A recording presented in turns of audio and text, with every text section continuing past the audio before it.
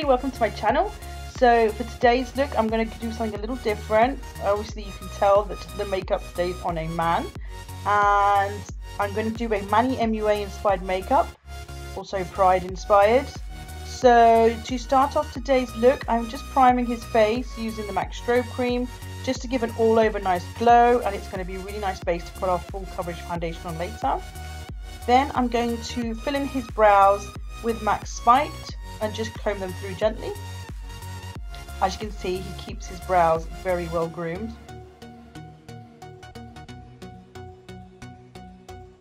After I've filled in the brows, I'm just going to prime the eyes and carve out those brows using my MAC Select Cover Up in NC15 and on a MAC 252 brush.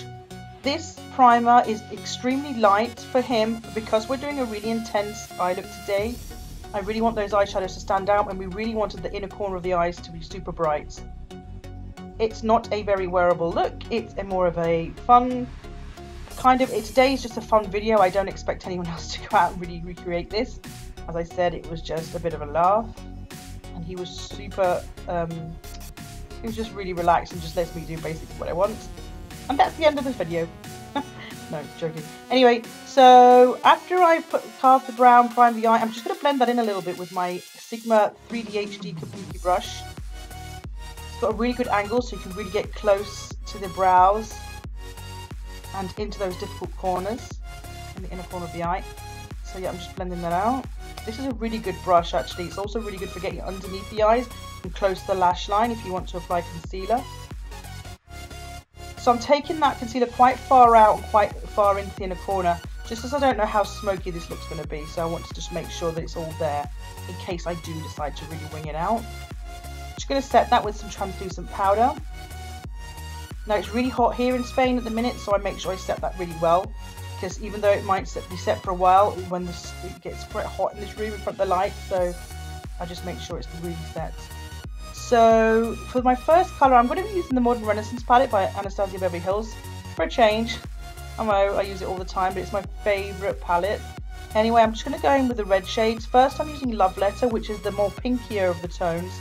And I'm just taking a MAC 224 brush, I always do this.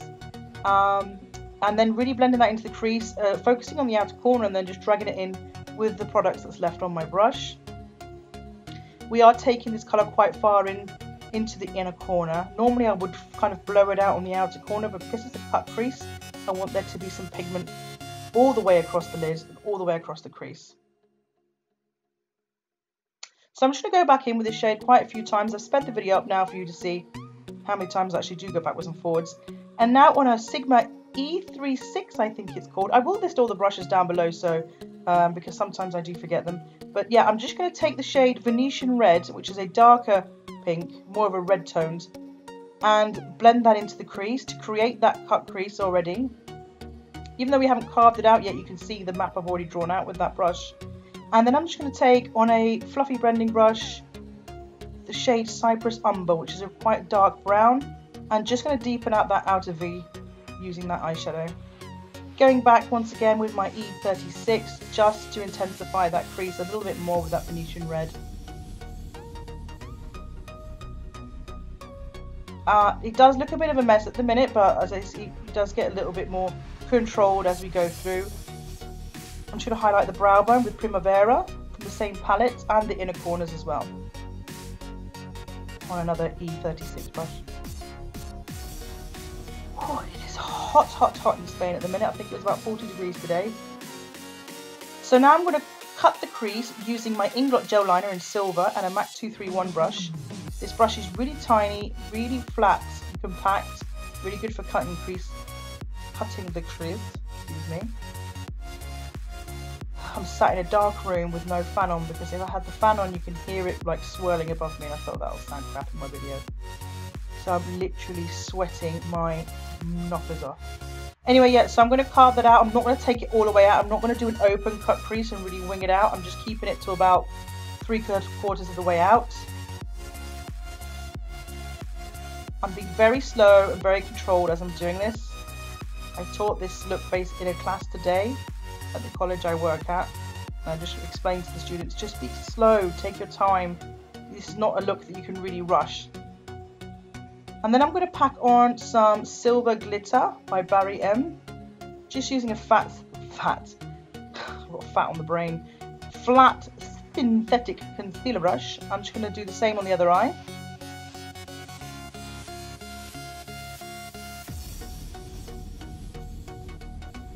Use the back of my head. I always do this. I should really learn to turn my models rather than lean across. But anyway. So I'm just going to spray some Scandinavia on his eyes right now, just so that glitter doesn't move, because it does tend to fall off, and I don't want it going all over his face. When I'm applying this shade from Morphe, it's quite a loose, glittery purple shade for the 35P palette. So by spraying that Scandinavia, I've also locked in that silver glitter, but now when I'm applying this shade, which has a lot of fallout, it's going to stick to the eyelid more, so it's quite a good tip if you're working with loose pigments or with glittery eyeshadows, because they're a pain in the ass when they fall all over the face. As you'll see throughout this look, I'm applying his foundation, there's still bloody glitter all over his face. I hate it. Anyway, so I'm just going to apply some LA Girl concealer in orange, just to where I can see his hair growing through. It doesn't show too much on camera, but in real life, he had quite a little bit of, what's it called? Afternoon shadow? I can't remember what it's called. You know what I mean. And then I'm going to apply on top of that the MAC Studio Fix Fluid Foundation. I think I mixed NC44 with a bit of NC37 just to create his shade, because it was quite hard to match his skin tone, especially with that orange underneath. I wanted to cover that up. I didn't want you to see his orange jawline. But after it's blended in, he looks very flawless. Just make sure you get around the nose area. This foundation does dry very quickly, so work in sections. Smaller sections and blend them out as you go. I'm just going to take some of that LA Girl orange concealer again and just go under the eyes just a tiny bit to counteract any blueness that may be under there. Blend that in with my little Real Techniques sponge. These sponges are so cute. I've lost 2 of the 3 that I bought though. One fell off a hotel balcony the other day when I was doing a client. I was on the 5th floor. My little beauty blender sponge just jumped over into the koi pond. I was devastated. I hope there's not a koi floating around with a beauty blender in its fucking belly. Anyway, so I'm just going to apply some Fit Me Concealer by Maybelline. I'm not sure of the shade, but I will leave it down below.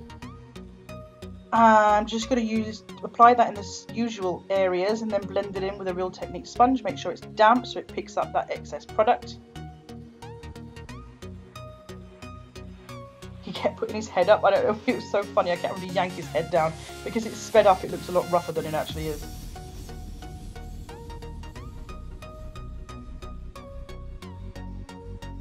So you can see now we've applied that highlighter. It's given a little bit of dimension back to the face, rather than just that flat blank canvas that foundation can give you. So yeah, put your head down, mister. I'm just going to apply some Ben Nye banana powder under the eyes just to really set that quickly while I cream contour the rest of the face, because obviously under the eyes can crease very quickly. We want to set that straight away. We don't want to leave those cream products under there while we do the rest of the face. So I am using the Anastasia Beverly Hills contour palette in medium. I'm using the darkest shade to contour now. And I'm just going to, black screen. And then I'm going to just blend that in with my Real Techniques sponge. This isn't a drag look, but obviously it's not a very wearable, natural look, but it's not a drag look, so I wasn't going too crazy with the contouring and anything like that.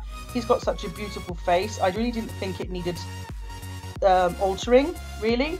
So I'm just doing a soft kind of drag, soft look on him. I really enjoy Manny Mua's videos, so I tried to recreate something that he would do. But obviously, he's a very talented makeup artist, so I'm, well. So yes, for blush, I just applied, I'm not sure, I think it was Flower Power by MAC, and then on top of that I added some Gold Deposit highlighter because it just was a bit too pink on him and it wasn't very pigmented. I don't know, it wasn't that it was pigmented, it just didn't sit right on his skin, so I wanted to give a bit of bronzy back to it.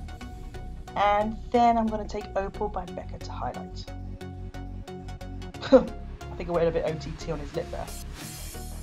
As I use the same shades as I used on the upper portion of the eye, Venetian Red and Love Letter, and a bit of Cypress Umber closer to the lash line. I just used 3 different brushes, and the lighter the fluffier and the more compact for the darker shade. As you can see now, I'm pressing a darker shade in with my flat definer brush. Oh God, it's so hot. Just gonna line the waterline with some black eyeliner. I think it's probably Makeup Forever, as I always use that one. It's really good because it goes on really smooth, but then it sets after a few seconds. And then I'm going to really highlight that inner corner. As you can see, it's super bright. If you don't want it so bright, just use a slightly darker primer. But we were going pretty extreme with that today. In hindsight, I probably would have used a darker eye primer. For winged liner, I'm just using the Maybelline Gel Liner. And then I'm going to fill in the lips with MAC Rebellious Lip Liner and Rebel Lipstick. And guys, this is the end of the video. It was so long coming. It took me ages to get this out, but I've been super busy. I really hope you enjoyed it. Please don't take it too seriously. It was just a bit of fun. Thanks for watching. Bye bye.